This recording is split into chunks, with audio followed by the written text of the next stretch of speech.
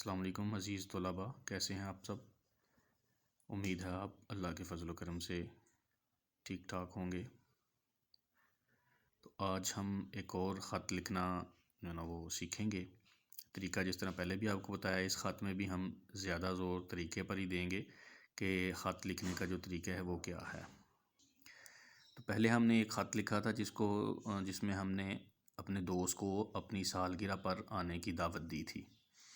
تو آج ہم لکھیں گے کہ چچا کے نام خط لکھنا ہے، جس میں چچا جان نے جو آپ کی سالگرہ پر آپ کو جو بھی تحفہ بھیجا، آپ نے اس تحفہ کے لیے چچا جان کا شکریہ ادا کرنا ہے۔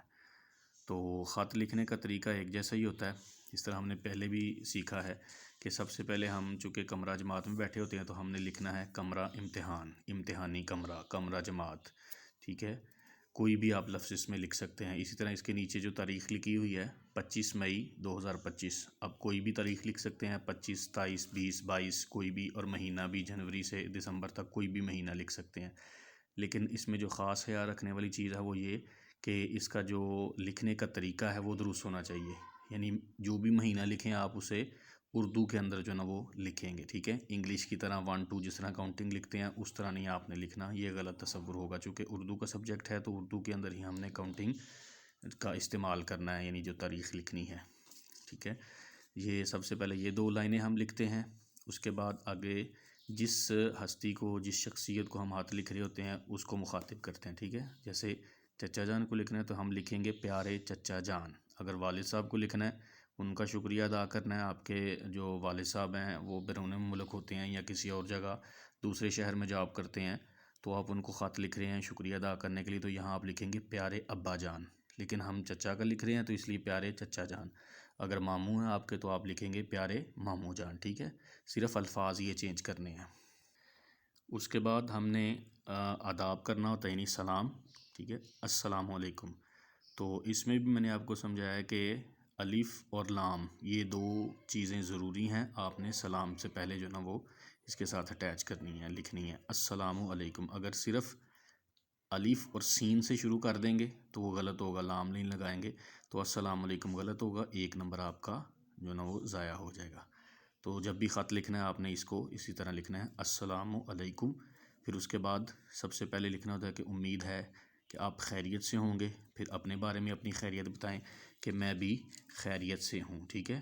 اس کے بعد پھر آپ نے جو تحفہ وصول کیا ہے اس کے حوالے سے لکھیں گے کہ میں دل کی گہرائیوں سے آپ کا شکریہ ادا کرتا ہوں، ٹھیک ہے، کرنا چاہتا ہوں یا شکریہ ادا کرتا ہوں۔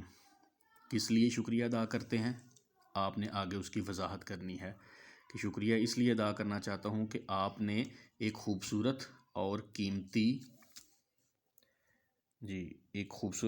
قیمتی گھڑی مجھے میری سالگرہ پر تحفہ بھجوائی۔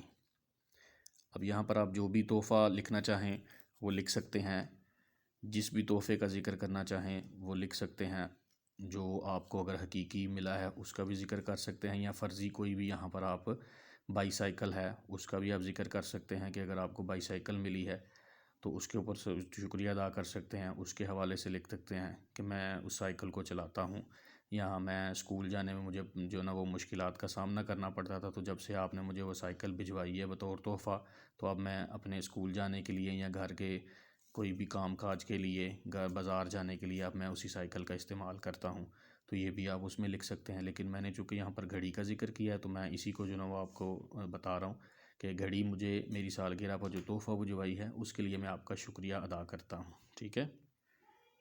اس کے بعد آپ لکھیں کہ جیسے ہی میں نے اسے پہنا، یعنی گھڑی کو، تو مجھے بہت خوشی ہوئی، یہ گھڑی مجھے وقت کی قدر اور اس کا بہترین یا بہتر استعمال بتاتی رہے گی، یعنی جب میں اسے پہنے رکھوں گا تو یہ مجھے وقت کی قدر بھی بتائے گی کہ اب نماز کا وقت ہو گیا ہے، ٹھیک ہے، اب قرآن پاک پڑھنے کا وقت ہو گیا ہے، اب میرا آرام کرنے کا وقت ہے، اب میرا کھانا کھانے کا وقت ہے، یا اب مجھے گھر چلے جانا چاہیے، اب اگر آپ باہر کھیلنے کے لیے گئے ہیں، یہ میرا کھیلنے کا وقت تھا، میں نے کھیل لیا تو اب مجھے گھر جانا چاہیے۔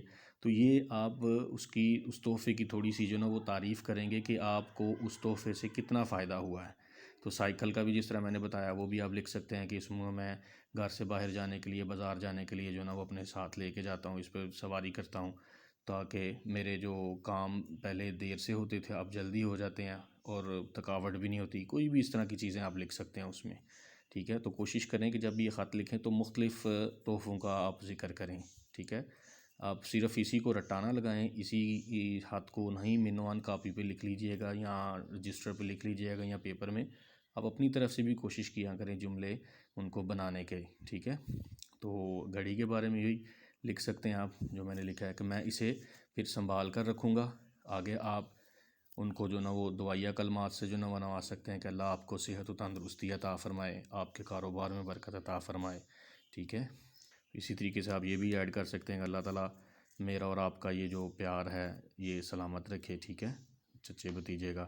اور پھر آپ اینڈ پہ لکھ سکتے ہیں کہ آپ کو اللہ خوش رکھے. پھر آپ نیچے لکھ سکتے ہیں کہ چچی جان کو بھی سلام، یا دیگر جو دوسرے گھر والے ہیں ان کو سلام. ٹھیک ہے، یا کوئی آپ کا چچا زاد بھائی بہن ہے چھوٹا تو آپ اس کے لیے لکھ سکتے ہیں کہ اس کو پیار، آپ کو سلام، چچی جان کو سلام. ٹھیک ہے، اور آخر میں جو سب سے اہم طریقہ ہے لکھنے کا، کلوز کرنے کا، وہ یہی ہے کہ آپ نے اینڈ پہ لکھنا ہوتا ہے والسلام علیکم. ٹھیک ہے، کچھ والسلام بھی صرف لکھ سکتے ہیں لیکن بہتر یہی ہے کہ آپ والسلام علیکم. ٹھیک ہے، اور آپ پر بھی سلام، یعنی اوپر چچی جان کو بھی سلام، والسلام علیکم، اور آپ پر بھی سلامتی ہو.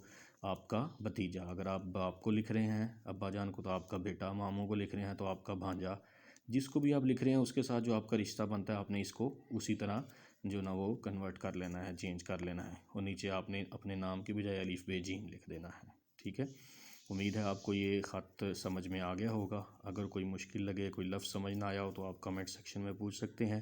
اس ویڈیو کو شیئر کریں، چینل کو سبسکرائب کریں، بیل آئیکن کو کلک کریں تاکہ اس طرح کی کوئی بھی نئی ویڈیو آئے تو آپ تک جلدی پہنچ سکے. انشاءاللہ تعالیٰ آپ اس چینل سے جڑے رہیں گے تو اردو آپ کو بہت آسان لگنا شروع ہو جائے گی.